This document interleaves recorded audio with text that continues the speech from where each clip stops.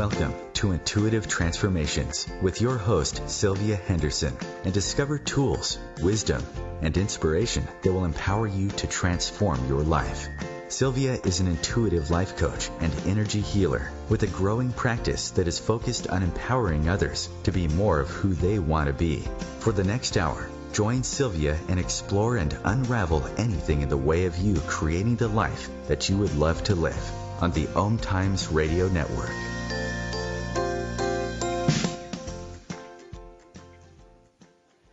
Well, hello and welcome to the Intuitive Transformations radio show, where you will find tools you can use to change and transform your life every Wednesday afternoon at 2 p.m. Eastern on the OMTimes radio network, the voice of consciousness at omtimes.com. Now, for those of you listening to this show as a podcast, I really want to thank you so much for listening. And I would like to ask you to please share the link that you're using to listen to this show with your social media contacts and friends, because someone in your social circle needs to hear this show. You never know whose life you might change in a positive way just by sharing something that you have found to be helpful for yourself. This show may contain answers that someone has been searching for. So if you do feel so led to do so, please share. My name is Sylvia Henderson, and I'm an intuitive life coach and energy healer. My work focuses on releasing limiting belief systems and thoughts that have stopped you from moving forward in your life. You know, the beliefs are those looping thoughts that keep you stuck in painful relationships and limit your financial potential and freedom and block your intuitive knowing and trusting of yourself. So if you would like to learn more about me and the work that I do, please visit my website at intuitivetransformations.net. That's intuitivetransformations.net. And while you're there, if you sign up for my newsletter, you will receive a free gift from me. So I am really curious how many of those of you listening feel overwhelmed on a regular basis. Are you a woman who is constantly busy and constantly overbooked? Have you forgotten what it feels like to be able to enjoy your day versus scrambling to complete yet another project before rushing off to yet another appointment, followed by another obligation on your long list of things that you feel you must get done either before the end of the week or even before the end of your day? In today's society, the demand for women to be creative and dynamic professionals, the parent with all the answers, and the most understanding and loving partner, what's happening is that the best and the most reliable friend to someone else is really where we should not be focusing our attention. We should be thinking about how can we become the best and most reliable friend to ourselves instead of exhausting and depleting ourselves trying to get everything done for everyone else. Over 55 million women struggle with living their life at a frenzied, hurried pace in their effort to get it all done, to have it all, and to be it all. And they are paying a very high price in return. Well, today I have Yvonne Tally joining me to talk about how you can exchange a hectic lifestyle of chronically being busy, overbooked, and exhausted for well-deserved, calm enjoyment of your life. Yvonne Tally is the author of Breaking Up with Busy, Real-Life Solutions for Overscheduled Women, and she has been a healthy lifestyle coach for nearly 20 years. Yvonne is a co-founder of Poised Inc., which, among many other things, offers Pilates training to cancer survivors through the Stanford University Cancer Center, and she is also the founder of the Sisterhood of the Traveling Scarves, a charity that provides headscarves to cancer patients. Considered the meditation and de-stressing specialist for the city of Palo Alto, Yvonne lives in Northern California, and she is here with us today. Yvonne Tally, welcome to the show. Good morning, Sylvia. It's wonderful to be here with you. I should say good afternoon. Depends on where you are on the time zone here. That's right. So, Yvonne, what is going on in our modern day society that has caused women in particular to take on so much to the extent that we have become so caught up in being busy and overbooking ourselves that we are no longer enjoying our lives? I mean, why do we do this? And what is the price that we're paying from living this busy race and hectic lifestyle? Yeah, it's a very layered kind of a situation or part of our culture that we have now. And I always say that I think it comes from the culmination of three big things, and that's economics, technology, and a disconnection from nature. And at first glance, at first pass, when we talk about, oh, I'm so busy and breaking up with busy, it might seem kind of light or frivolous, but really it's impacted us in a way that is affecting our health, our relationships, and how we are getting through our lives, because we feel as though often that we're just getting through rather than really enjoying and embracing it. And when busy pushes its way into those significant relationships, it leaves little room for intimacy, emotional intimacy, because that's what occurs when we allow ourselves to be present and vulnerable and aware of our needs and our partner's needs, and when we're distracted by our pursuits and shifting our priorities so that our significant relationships fall behind those pursuits, we become disconnected from our partners. And it's very difficult to be in a relationship and feel raised up and invigorated if we're feeling tired and stressed or unsupported. And so you can see how this really affects our relationships, significant relationships. And if you're raising children, it's going to affect that as well. And we're going to teach them how to do exactly what we're doing by being distracted and multitasking and triple tasking and all of the other things. But this idea of busy, it's really kind of interesting. You know, years ago when we were a much more private culture, much more, especially in public, I'm fine had long been the polite way of greeting someone, or certainly getting out of a graceful way of getting out of a conversation as well. And now that's been replaced with I'm busy, because busy has that status symbol attached to it. That if I'm busy, I must be important because I have a lot to do, and it makes us feel more valuable. And that's where that economics comes into play, because the more incomes rise and time becomes more valuable, we don't want to waste it, so we pack in as much as we possibly can. And what ends up happening is our health and our wellness and our relationships begin to suffer because of that. So that's the first signal, really, is that when we take a look at the economics and we slow down enough going, how do I really feel, and how are my relationships being affected and stimulated or changed because of this? And when we take a moment to really kind of ask those questions, most of the time we know, just from a gut level, that yes, this is really starting to affect my life on a big way. Well, you know, it's really interesting that you talk about the value we place on busyness, because even in the midst of the busyness, what we're really craving is connection. We're craving relationships, but yet that busyness is the very wedge that is in between us feeling connected with others and having those healthy relationships. Well, and it's interesting because we get really deep into the relationship with busy. And when we want to be a part of a group, whatever that group might be, then this is just human nature. We are going to bring to that group similarities. What attracts us is the similarities. And for us to be a part of the group, stay in the group, define our position within the group, then we all begin to do similar things. So if I want to be in a group of whatever type of woman or people or social network, whatever that might be, if they're busy, then I'm going to be busy too. It is the way that we're going to connect. But now, because of that status symbol we have attached, and because economics play a large role in it, it is a piece that is all around us, and it's become a very strong habit in everything we do. And we can't discount the impact of technology.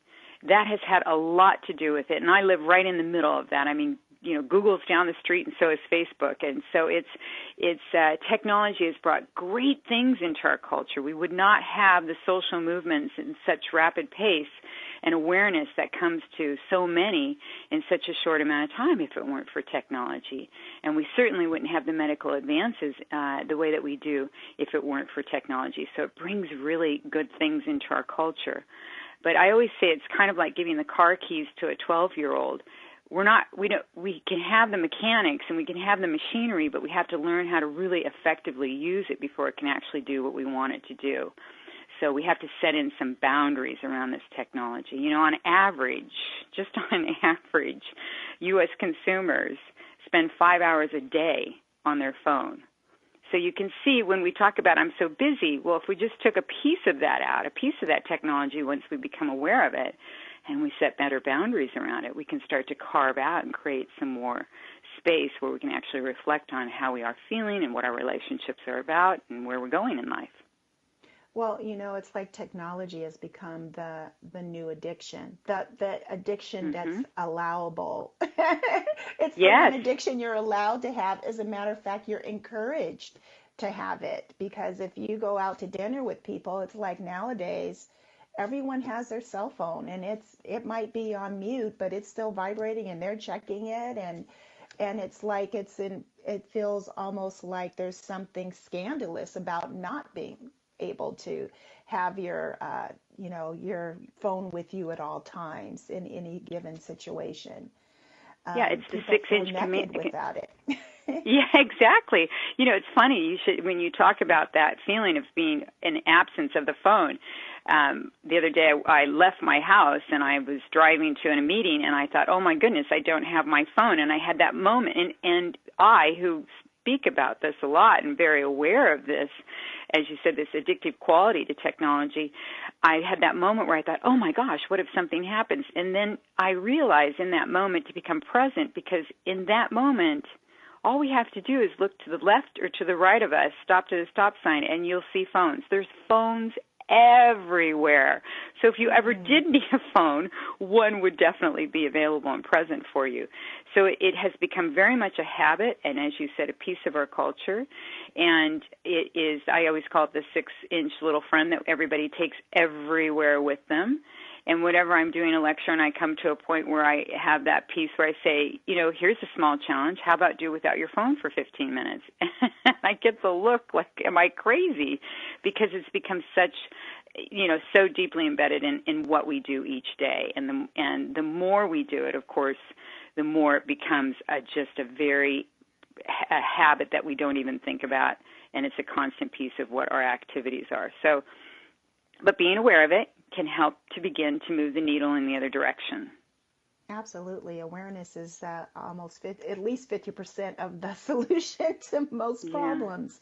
So what is your personal story with busyness? I mean, what was sparked within you that made you stop for a moment and say, I'm really going to focus on this issue of busyness and how it pertains to women in particular?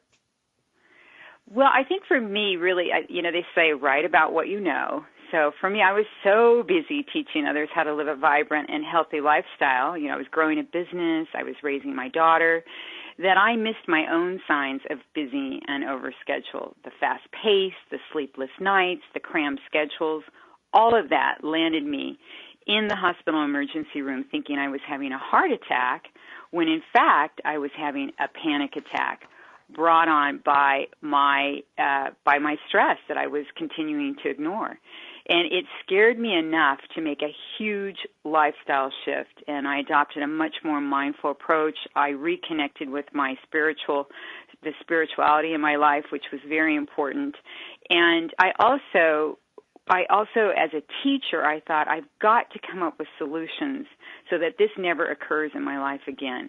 I had to bring a way into my life that I could monitor, be more aware, and set in some, again, boundaries that would allow me to move forward, but solutions that I could also share with my clientele. And what I realized is I was the cobbler without the shoes. I'd been sharing these different solutions, these different lifestyle tips and techniques to my clients for years, but wasn't using them on myself. So what I did was I took all of that and then put them and organized them and put them in this book and that's where we came to with mindful practices and practical solutions. And they're easy and simple to implement, and they're one step at a time so that you don't have this huge, broad sweep of change that you have to do, because this is really about lifestyle. This is really about, we talk about being the best that we can be. We talk about being our better self. How do we get there? Does that feel like just one more thing I have to do on my list? One more thing I have to make happen. I've got to exercise. I've got to eat well. I've got to be mindful and present. Now I have to be unbusy. So I wanted to present it in a way that made sense for all of us, particularly women. Well, I think you did a really beautiful job doing just that, because the exercises that you've included, they are very simple and they are easy to implement. And it's not going to be something where, because I get to read a book a week almost, and they're all pretty much, personal improvement books and how to improve your life. And it's really refreshing when the exercises are so relatable. And I can definitely see the benefit of how you bring in a lot of NLP techniques as well. But before we go into some of the solutions, the many solutions that you offer in your book, I do want to talk about what you call an OSW, an overscheduled woman, like who she is and what are her identifying habits. But before we do that, we're going into a break, Yvonne, and when we return, we'll talk about that in a fuller detail. So stay tuned. We'll be back in just a few minutes with more of Intuitive Transformations on OMTimes.com.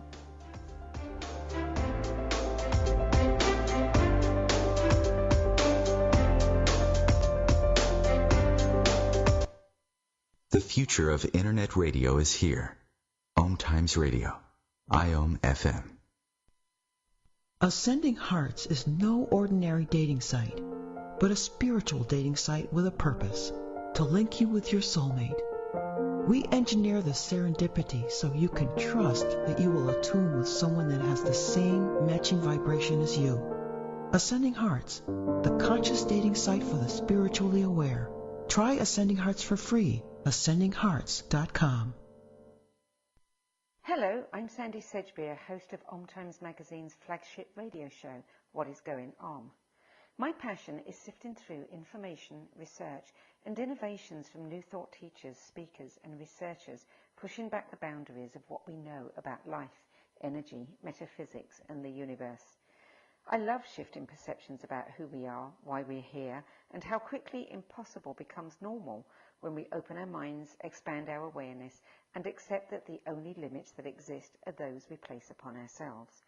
So if you're the kind of forward-thinking, eager investigator of what lies beyond the current reality that most perceive, why not make a date to come play with me in the field of possibilities at 4 p.m. Pacific Time, 7 p.m. Eastern Time every Thursday, and together we can discover what's really going on.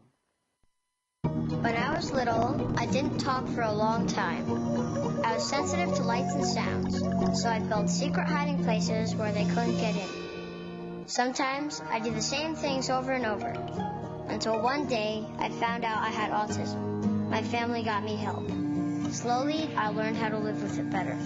Early intervention can make a lifetime of difference. Learn the signs at autismspeaks.org/signs. Brought to you by Autism Speaks and the Ad Council.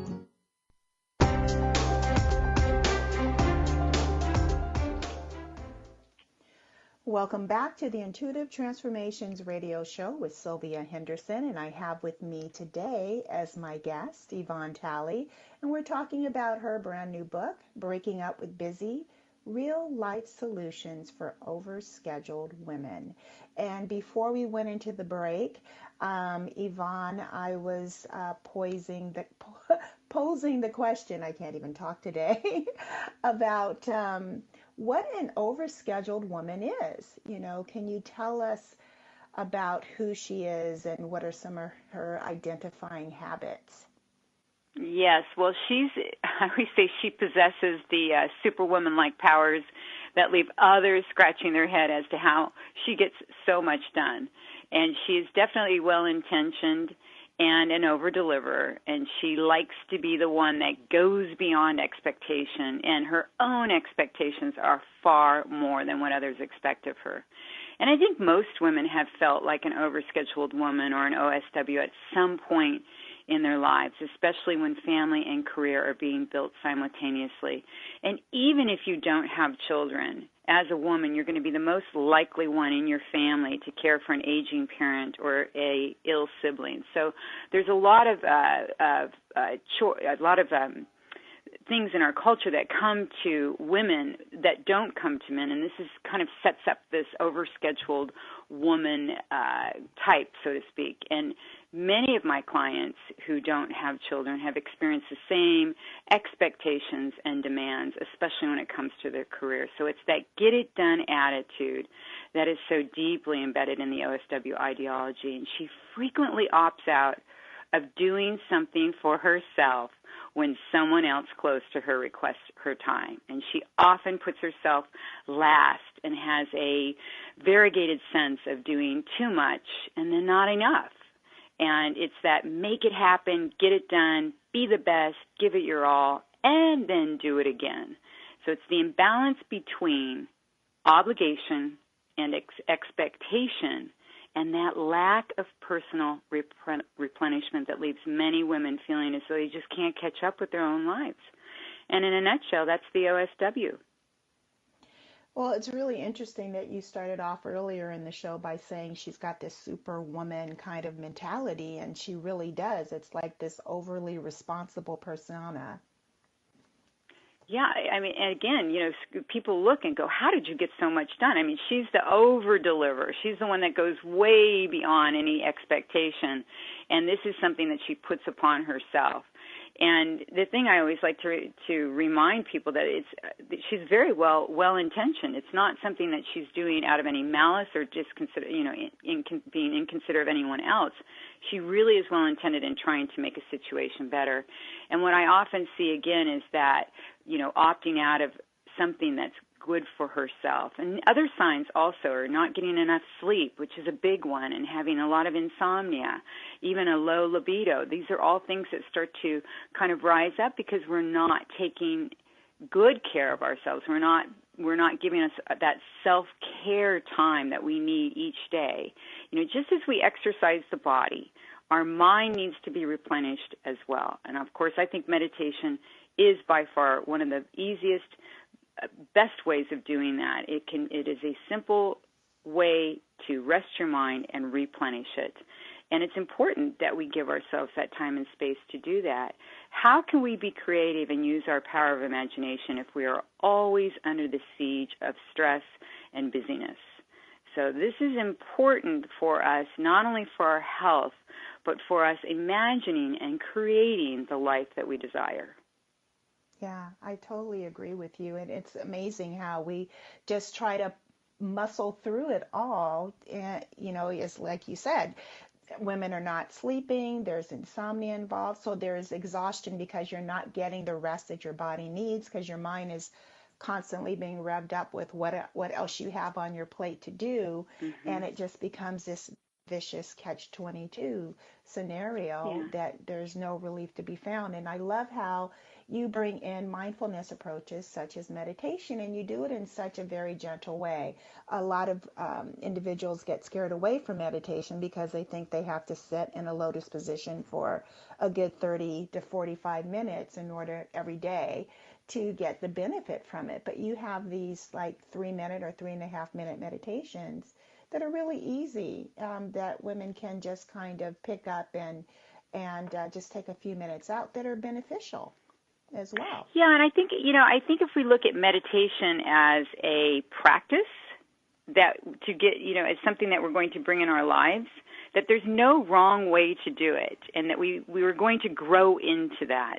We know from a health standpoint that the benefits are lowering the blood pressure, boosting the immune system, decreasing that cortisol that's produced by stress and anxiety, and increasing the dopamine, which is that helps improve our focus and our mood concentration. It's that feel-good chemical that we have in our body. So we want to be able to bring that up, and it slows the aging of the brain, which increases our gray matter density. So these are things that happen in meditation.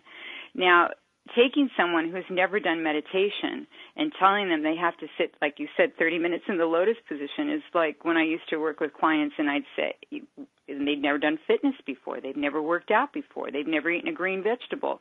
If I were to tell them, well, you have to go and now eat a vegetarian diet and you need to get 30 minutes of exercise every day, I would have lost all my clients. It's a progression. It's something that we start out with and that we practice.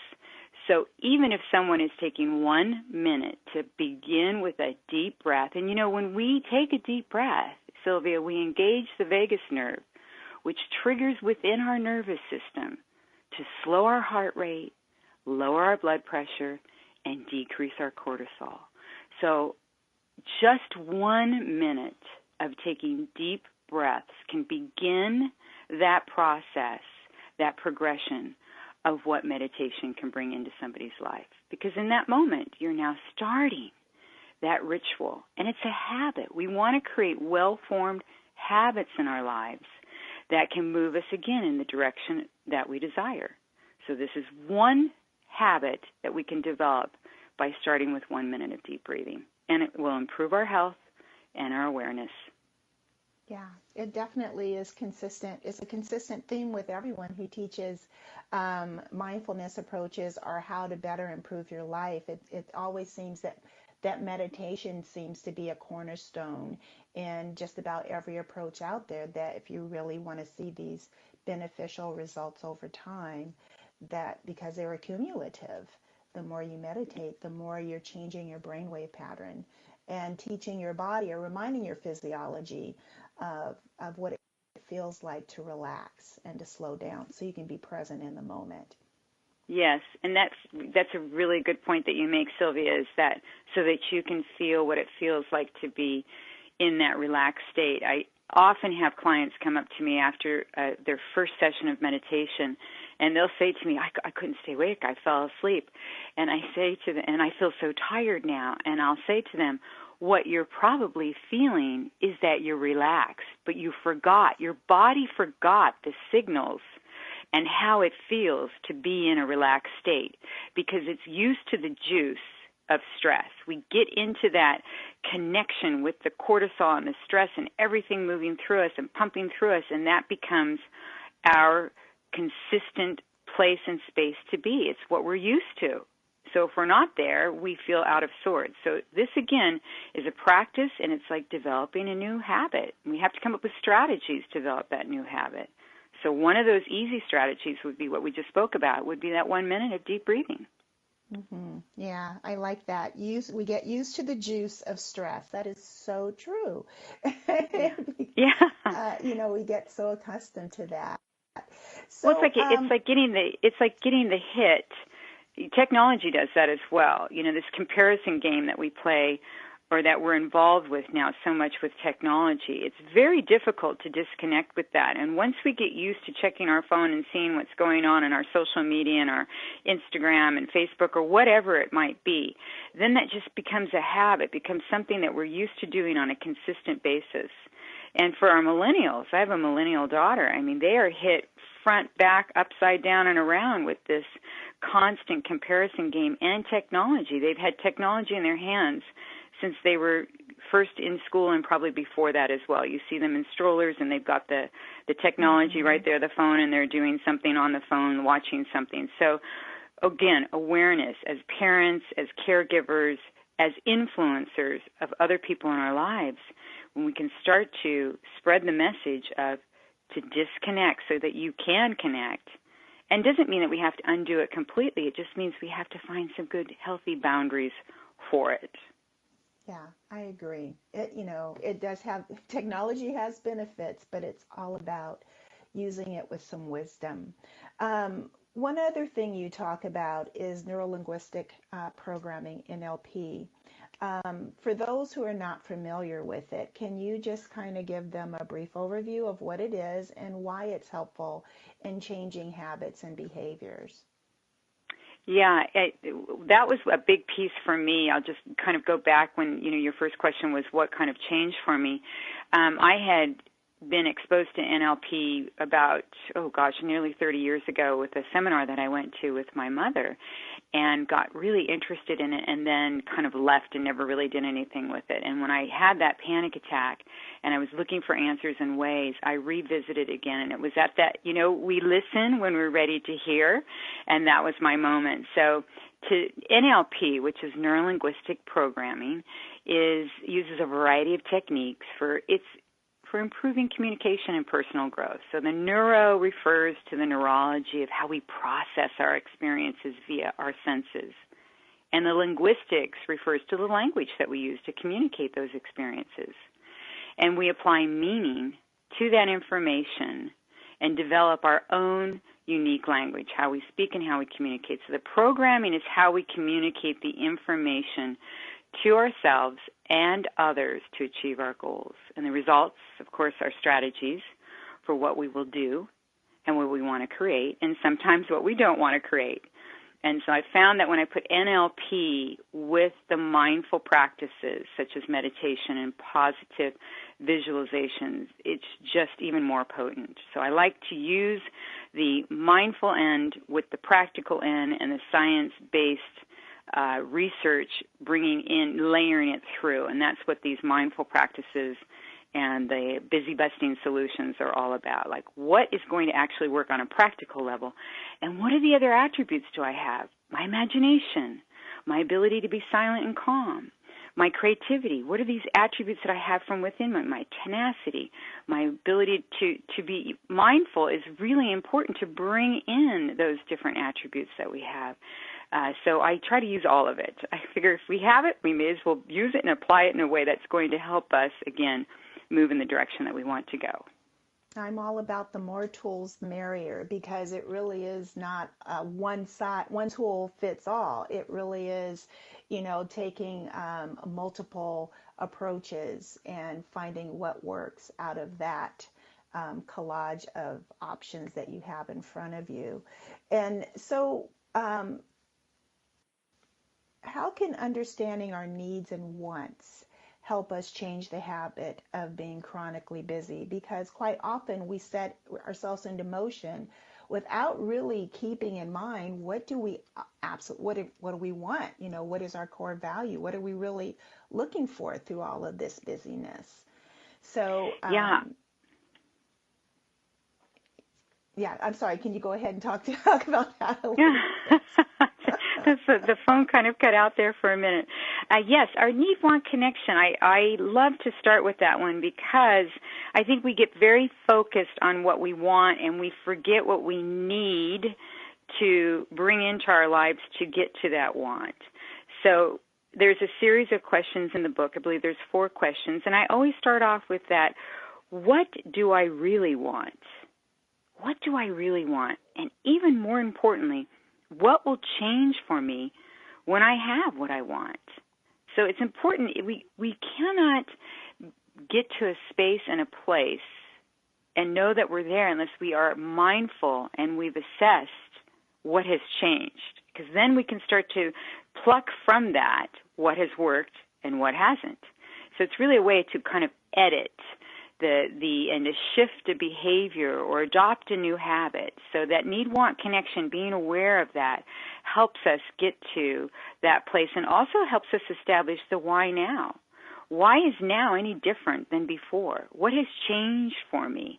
And when we start to unwrap that need-want connection a little bit more, then we can get to the why now, and that is going to motivate ourselves out of busy into action, and we can start to cultivate some of those strategies and habits that will continue to move us in the direction and create what it is that we are wanting to bring into our daily lives, or for a particular goal that we might have in mind. Whatever our ideal outcome is that we're working towards or that we want to be with, that's really important to start with. What do I need to get that want?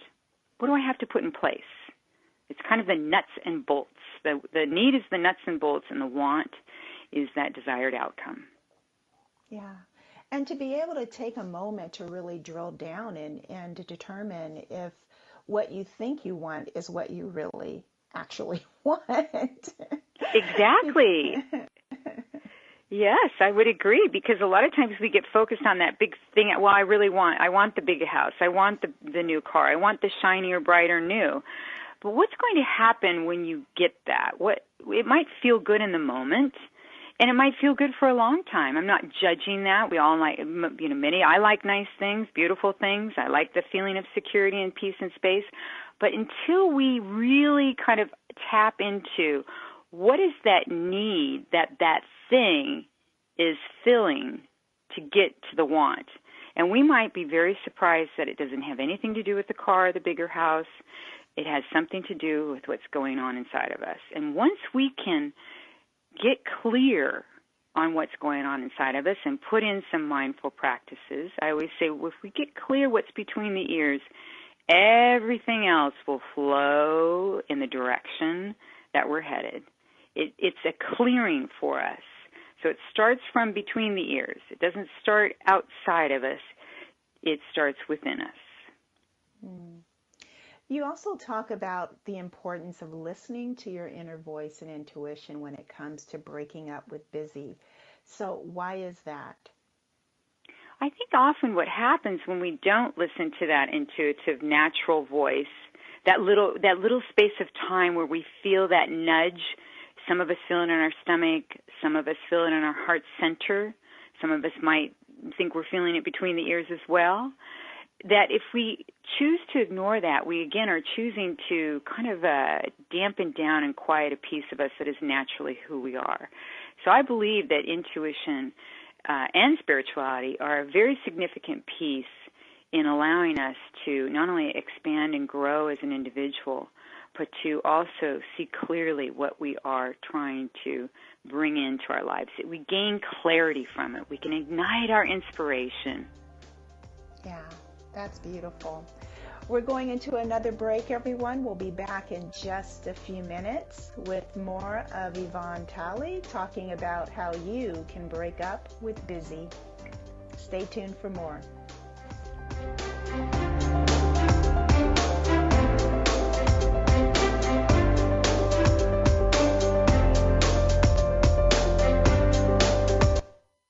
The cutting edge of conscious radio, OMTimes Radio, IOM-FM. Host your show on IOM-FM, the radio network of OMTimes Media, one of the more recognized brand names in the conscious community, and is backed by the extensive marketing reach of OMTimes. Hosting a show on IOM-FM immediately connects you with our extensive dedicated community. Hello, I'm Lisa Berry. Join me every Monday at 1 p.m. Eastern Time for Light on Living, a chance to see new, hear different, and feel more as I shine the spotlight on all the ways to lighten the load of life's challenges. Light on Living is your link to that new way you're looking for, that new understanding that will enhance your life, and that positive connection that will support your growth. So join me and you'll gain insight and start to see things in a new way that motivates you. Hey, let me ask you something. Would you seat your 3-year-old child on a windowsill? Would you seat them beside a lit fireplace or by the deep end of a pool?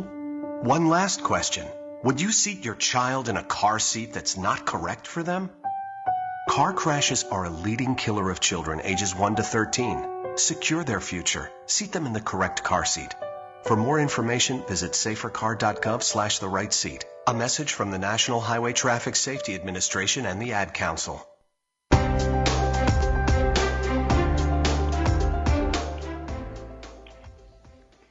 Welcome back. This is Sylvia Henderson with the Intuitive Transformations radio show on OMTimes.com. And today I have with me my guest, Yvonne Tally. She is the author of Breaking Up with Busy, Real Life Solutions for Overscheduled Women. And Yvonne, before we continue with the show, would you mind just sharing with everyone the best way to get in contact with you, maybe to find out about upcoming events that you may be hosting or facilitating? Yes, my website is YvonneTally.com, and that's YVONNE, Tally, Tally, and everything that you need to know about me is right there. I also have an online Vibrant Living workshop starting in June, and they can get more information there as well. Awesome. I love that it's online because then anybody can attend. That's always a at big their plus. time. That's right. That's right. Talking about the OSW, the Overscheduled Women, you've even put her into, there's different categories of OSWs. Is that correct? Yes, I talk about 5 different types in the book, and I thought that was an easy way to kind of break it down and also provide the solutions. And more importantly, these were the type of women that repeatedly were coming into my practice and that I was working with, and it just helped put it kind of in a pocket, each of them. However, I have to say that when we read those different types or we experience them, many women have said to me, I'm really the perfectionist, but I have a little bit of sorority sister in me as well. So it's a great way to kind of wrap your head around maybe some of the habits and tendencies you're doing, and then the solutions for that are right there, so that you can just begin right away moving into changing things up for yourself. So what are those 5 types? Yes, so the perfectionist is a very popular one, I should say, or a very prevalent type. She's the one to call when you're in a crunch. She's generous and always willing to help. She's dependable and prides herself on getting things done. She's got that I can attitude again, of course. And where she gets herself into a bind is she spends a lot of time doing things for other people, and in the process finds it difficult to allow others to do things for her. And on the other end of that spectrum would be the alpha, and she's a natural leader with a magnetic personality. She's a strong communicator, highly motivated and confident about her character, and she does not like to fail. None of us do, but she doesn't like to fail, and that often can drive her to be overly competitive. Nothing wrong with being competitive, but it's that overly competitive, overly aggressive, and overly domineering. And her best self-care is really to lighten up on herself and get comfortable with letting go of control by asking herself first, is this, really important, and allowing other people to shine also. And then the other one is the time optimist. She's the one that always will get one more thing done. And the sorority sister, again, she can take a crowd and get them motivated and pull them together, and she's always the one that's going to be in the mix to make things happen. And the pleaser. Did we already talk about the pleaser? Yeah, the pleaser, the perfectionist. Of course, that's the one that loves all things beautiful and is highly driven and can accomplish numerous goals at one time. And her perfectionistic tendencies often dominate several significant areas of her life because there's often a root of a fear of failure there. So her self-care is to say what she needs and desires and put that into action, put those words into action, and to sprinkle her life with a little bit of vulnerability and give herself permission to be just who she is and to allow space for herself, to bring time and space into her life on a daily basis to nurture herself first. And I think that's an important message to get across, is that self-care and that nurturing. If we can't take care of ourselves in a really healthy, mindful way, several things happen. The most obvious, of course, is that it will impact our health and our wellness. We're also teaching all the other, I say women in the book, but women and men that we influence in our life. We're giving a stamp of approval to continue this busy, busy pace. And so we have to take into consideration for those generations that are coming up from behind us, and even the ones that are ahead of us, our elders, our grandmothers, and our mothers. How is busyness impacting our time, the valuable time, the nurturing, the sharing of wisdom, the sharing of cultures, when we are always in that busy space? So I think it's important that we look at it as the trickle out. Everything that we do is going to affect one another. If I become well and I self-care, I'm going to teach those that I influence in my life, hopefully to do the same, or at least impact them in some way. And that, again, trickles out. And after all, I do believe we're all connected. So one shift, one small change starts that flow to move and we can move in harmony more effectively. And I think it helps the bigger plan. Yeah, I like putting the focus on self-care and self-nurturing because, as you mentioned at the beginning of the show, one of the biggest signs of someone who is an overscheduled woman is that she tends to put herself last, or quite often doesn't consider herself as being a factor that's important to take care of in the mix of things. It's always about serving someone else or getting something else done, at least for the sense of approval, but it doesn't really allow you to just, to love yourself just for being who and what you are. Yeah, and if we're always busy, again, it's difficult to have that mental and emotional space, and that's why I say boundaries. And I think a lot of this has to do with boundaries. This idea that we can do it all, and so we got it all. I remember Gloria Steinem saying, "You can't have it all if you have to do it all." And I think that's a piece that we have to remember. And that piece of self-care, we can do it all. We've proven and shown to ourselves that we can have the career, we can have the family life, whatever that might look to us. The piece that we forgot was the self-care, and it's equally as important as the other two for sustaining a life that is vibrant, that is well, that formulates and cultivates beautiful, rich, nurtured relationships. That self-care is absolutely imperative to make that happen. We talk about put the oxygen mask on ourselves first. As a former flight attendant, if I was on an airplane, I would be putting my oxygen mask on me before I ever put them on my passengers. So it's very important to remember that self-care is essential. It's not optional. You're not optional. You're not optional. So it is essential to care for yourself first. And that's not to say it's a selfish way. It's not to be not being of service to others or to the people that you share your life with. It is taking care of yourself first so that you can be of service and care for others as well.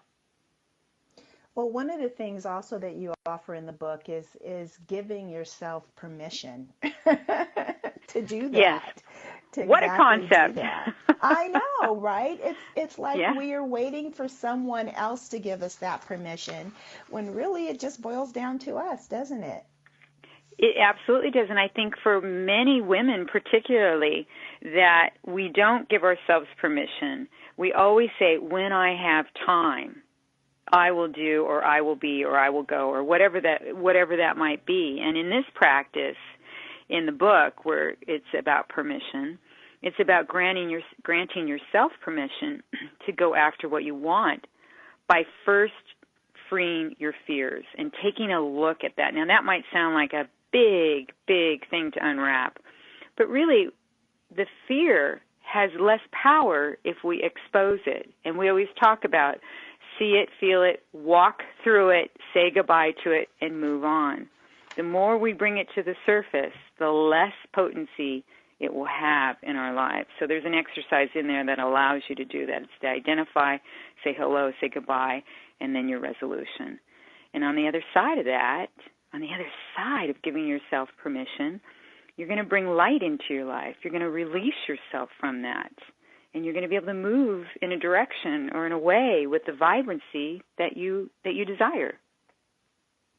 And that is so empowering because the truth about fear is that it's only a feeling. There's nothing unless someone is holding a gun to your head, which doesn't happen in everyone's life, the fears that we have, they're all in our imagination.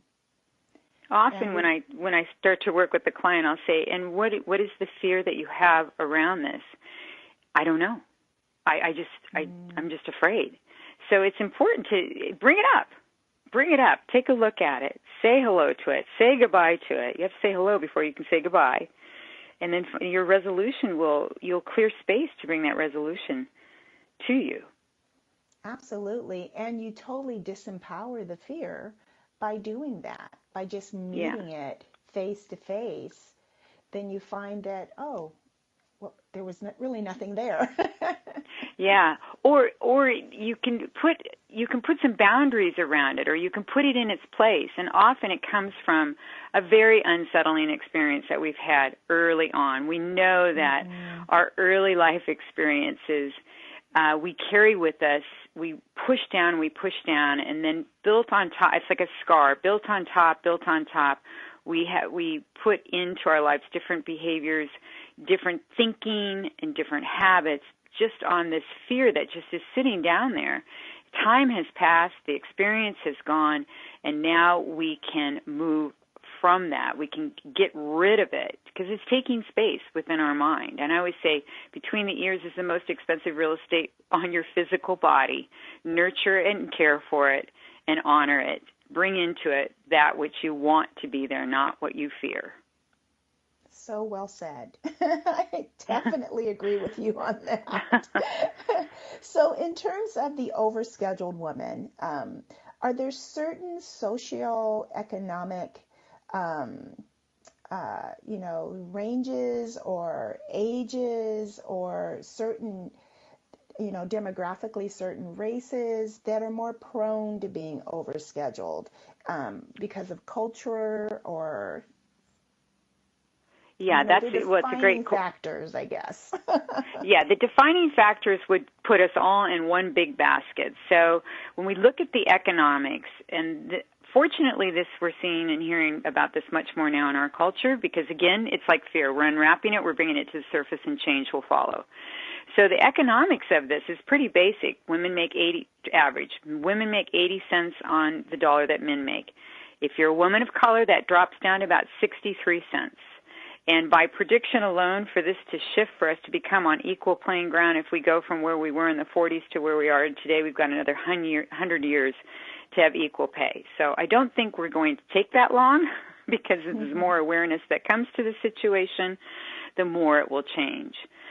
2/3 of women working outside of the home, and we know now divorce rate is huge. It's most of us are most women working outside of the home are going to be single. 2/3 of those women are raising children.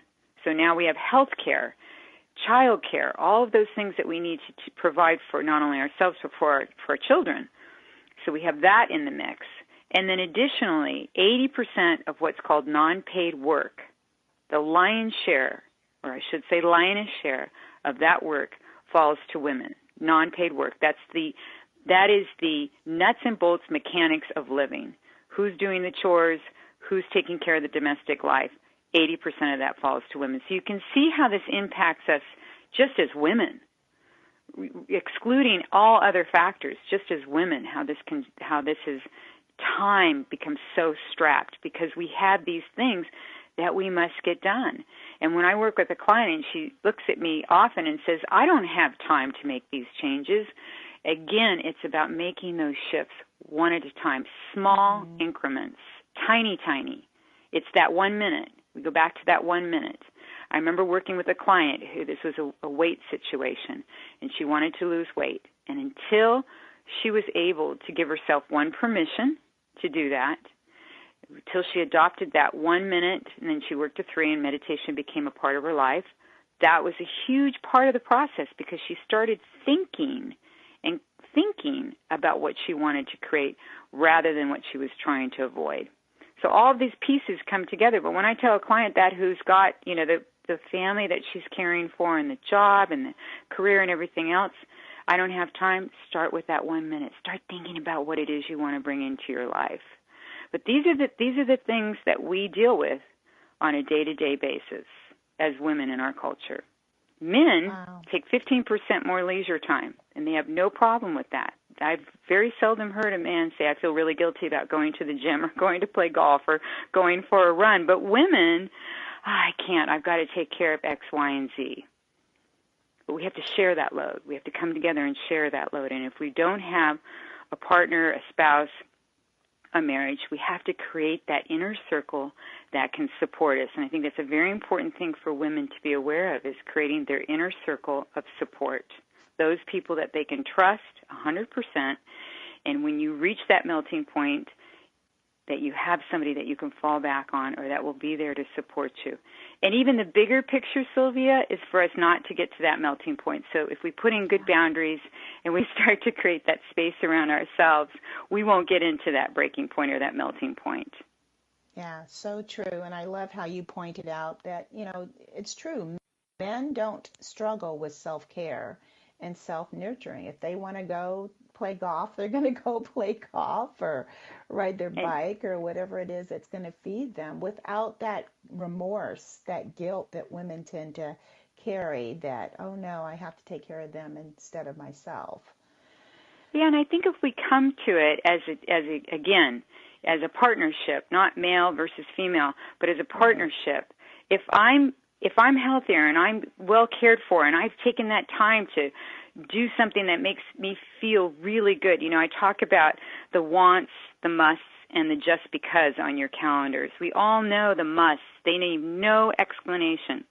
We spend 14 hours a day in this category. That's where that non-paid, the chores, the work, the family, the care, the life management. We spend an average of 14 hours in this category. And then the wants represent both long-range goals and lifestyle additions, removals, or replacements. Those are things that those are aspirational. Those are things that we're trying to bring into our life. But what about the just because? And it's the just because moments that women feel guilty about. That's what we need to change.